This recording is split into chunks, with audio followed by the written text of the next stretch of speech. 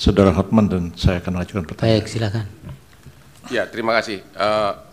Pak Romo, pertanyaan pertama saya adalah tadi Bapak mengatakan presiden yang baik. Kalau ada presiden di tahun 2021 membagikan bansos dan pelinsos sebesar 408 triliun. Mic-nya dekatkan, Pak. Kemudian tahun 2022 431 triliun. Ya. Jadi tahun 2021 408 triliun, tahun 2022 431 triliun. Apakah itu pemerintah yang baik yang membantu fakir miskin? Tadi kan Bapak menyinggung soal fakir miskin. Pada waktu itu nggak ada pemilu, tapi sudah 400 lebih bantuan pansos dan pelinsos. Yang kedua, tadi Romo mengatakan bahwa presiden seperti pencuri di kantor ngambil duit dibagi-bagikan. Presiden mengambil uang bansos untuk dibagi-bagikan. Apakah Romo mengetahui bahwa bansos yang dibagikan itu sudah ada datanya berdasarkan DTKS, yaitu data terpadu kesejahteraan sosial, dan satu lagi PTKE, pensasaran percepatan penghapusan kemiskinan ekstrim. Data penduduk itu sudah ada semuanya. Presiden hanya simbolik di awal membagikan bansos sesuai dengan data yang sudah ada di kementerian masing-masing. Selanjutnya dilanjutkan oleh kementeriannya. Jadi presiden tidak pernah membagikan bansos di luar data yang sudah ada, DTKS dan P3KE sesuai dengan data kementerian. Dari mana Pak Romo tahu bahwa presiden itu seolah mencuri dari uang bansos lain untuk dibagi-bagikan? Padahal Pak Romo tidak tahu praktek pembagian data itu sudah ada datanya lengkapnya.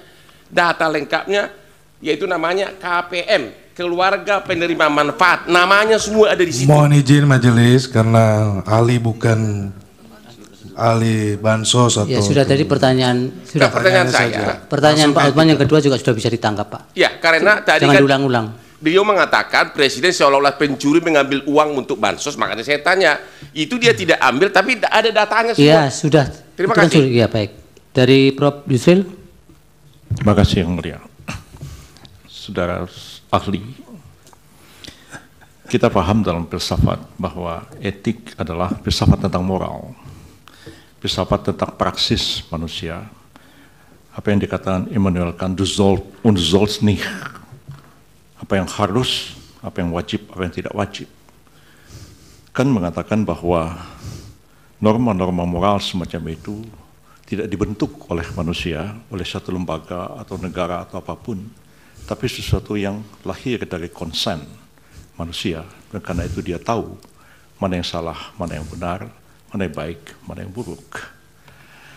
Kalau kita mengikuti filsafat semacam itu, kita sampai pada kesimpulan bahwa norma etik sebenarnya lebih tinggi daripada norma hukum. Bukankah Aquinas mengatakan bahwa norma hukum yang bertentangan dengan norma moral tidak pantas dianggap sebagai suatu norma hukum? Itu dalam Summa Theologia yang tentu Romo lebih paham daripada saya. Pertanyaannya, pada sisi lain kita mengenal teori tentang hierarki perundang-undangan, hierarki norma di dalam hukum itu sendiri. Kita mengenal ada norma yang lebih tinggi, yang bersifat lebih mendasar, ada norma menengah, ada norma rendah, ada norma yang bersifat pengaturan-pengaturan teknis. Saya agak khawatir Romo confuse, antara etik dalam filsafat dan etik yang dibicarakan dalam forum ini, yaitu etik yang terkait dengan kode etik yang menjadi kewenangan dari Mahkamah MK, jadi kewenangan DKPP untuk melakukan pemeriksaan dalam satu proses peradilan etik. Etik seperti itu, saudara saksi, agak berbeda dengan etik yang kita pahami dalam filsafat, dan berbeda konteksnya dalam hierarki norma-norma. Kalau merujuk kepada Kant, merujuk kepada Aquinas, merujuk kepada Ibnu Hazm atau Imam Ghazali, Prof. Yusril terlalu lama teks di mengantarnya. atas. Pertanyaan apa? Ya, pertanyaan akan segera. Tapi kode etik yang sekarang ini adalah kode etik yang diperintahkan oleh undang-undang.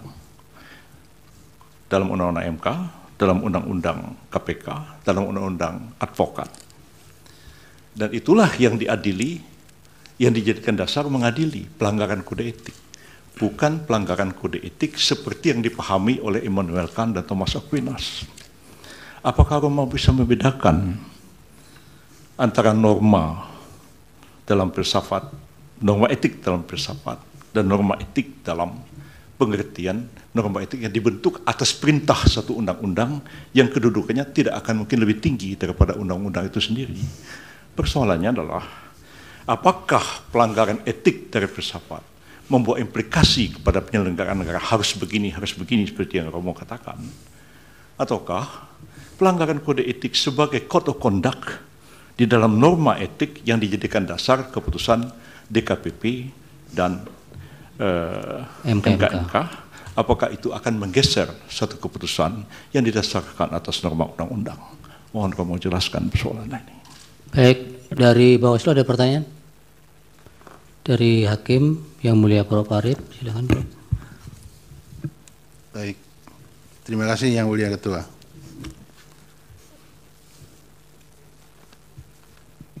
Terima kasih ahli Romo Magnis yang sudah memberikan beberapa catatan di dalam proses penyelesaian PHPU Pilpres di Mahkamah Konstitusi. Sebetulnya banyak yang akan saya sampaikan, tapi kalau terlalu banyak kita berdiskusi kayaknya tidak elok ya. Maka saya singkat-singkat saja begini. Indonesia itu adalah negara yang mempunyai karakter tersendiri, baik dalam berhukum maupun berdemokrasi. Karakter itu melekat pada ideologi yang dipilih oleh bangsa Indonesia, sehingga hukum dan demokrasi di Indonesia saya sebut berkarakter Pancasila. Itu yang pertama. Kemudian karena itu, maka di Indonesia secara semestinya dan solen itu harus dijunjung tinggi rule of law sekaligus rule of ethic. Saya juga teringat kemudian ada semacam pepatah begini, law without ethic, kemudian ethic without religion. Nah sekarang kaitannya dengan persoalan konkret. Bagaimana berhukum dan berdemokrasi di Indonesia dengan acuan-acuan ideologi dan filsafati yang demikian ini. Terima kasih Romo. Silakan Romo dijawab. Terima kasih. Pertama mohon perhatian bahwa otak saya berumur 87 tahun. Berarti belum tentu saya Ya, masih semaksimalnya Romo bisa. ingat semua pertanyaannya. Kalau saya mulai dari belakang, tentu saja bagi Indonesia etika, kesadaran akan nilai sejak permulaan merupakan salah satu unsur yang mempersatukan suatu masyarakat yang amat majemuk. Mulai dari penolakan penjajahan, dari persatuan perasaan kita satu bangsa, dari kesediaan saling menghormati dalam Pancasila. Jadi etika memang amat penting dan tentu juga harus terlaksanakan dalam rangka hukum. Lalu pertanyaan, apakah ada perbedaan antara etika dan etika di dalam rangka hukum? Tentu saja tidak. Tetapi suatu ketentuan etis yang tidak dirumuskan dalam hukum memang tidak bisa ditindak oleh yudikatif, oleh para hakim sistem yudikatif suatu negara itu. Itu menjadi unsur untuk menilai, unsur bagaimana kualitas seseorang atau juga suatu lembaga dinilai. Dibantu kalau suatu bidang merumuskan kode etik. Karena lalu kode etik itu merumuskan dalam poin-poin yang relevan hal-hal yang perlu diperhatikan. Jadi memang pelaksanaan para hakim dalam sistem yudikatif mesti atas dasar undang-undang. Di situ muncul pertanyaan yang di Jerman muncul keras sesudah runtuhnya Hitler. Apakah hakim boleh mendasarkan diri pada suatu ketentuan hukum yang harusnya diketahui ya. Tidak berarti ada susunan resmi tidak boleh dipakai. Ada hakim yang sesudah Perang Dunia Kedua dihukum karena menjatuhkan vonis atas dasar hukum yang berlaku, misalnya hukuman mati. Jadi masalah hukum kodrat itu sudah over. Sekurang-kurangnya kita mempunyai hak-hak asasi manusia yang sekarang juga ada dalam undang-undang dasar kita. Diharapkan bahwa disadari bahwa etika tidak boleh dilanggar. Bagaimana itu masuk dalam hukum, ini oleh ahli etika tentu tidak bisa dikatakan. Mengenai bansos, saya tidak mengatakan apapun tentang yang dilakukan Presiden Jokowi. Saya melakukan kalau seorang presiden yang sebetulnya tidak mengurus langsung kementerian, mengambil bansos yang sudah disediakan di situ untuk kepentingan politiknya, maka itu pencurian. Apakah itu terjadi di Indonesia? Bukan urusan saya bukan ahli mengenai hal-hal itu. Saya hanya melihat kasus secara teoritis. Tetapi misalnya kalau dibagikan tanpa memperhatikan bahwa itu untuk para fakir miskin, ya itu saja sudah susah. Lalu mengenai dampak kalau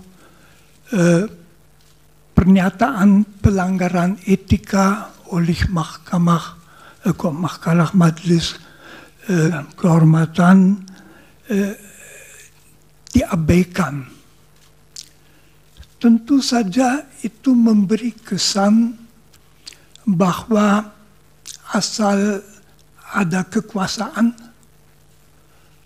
maka bukan hanya etika tetapi juga hukum tidak perlu diperhatikan. Jadi penguasa bisa mengatakan abaikan saja. Itu dengan sendirinya memperlemah sekali struktur negara seperti negara hukum. Indonesia itu adalah negara hukum dan mengabaikan pernyataan bahwa suatu keputusan merupakan pelanggaran etika yang berat. Saya dari sudut etika hanya bisa mengatakan merupakan sendiri pelanggaran etika yang berat. Dan kalau masyarakat mengalami bahwa etika secara berat bisa dilanggar demi suatu tujuan politik, dengan sendirinya faham mengenai penguasa yang melakukan itu akan turun, akan ditaati karena dia berkuasa. Jangan lupa subscribe ya.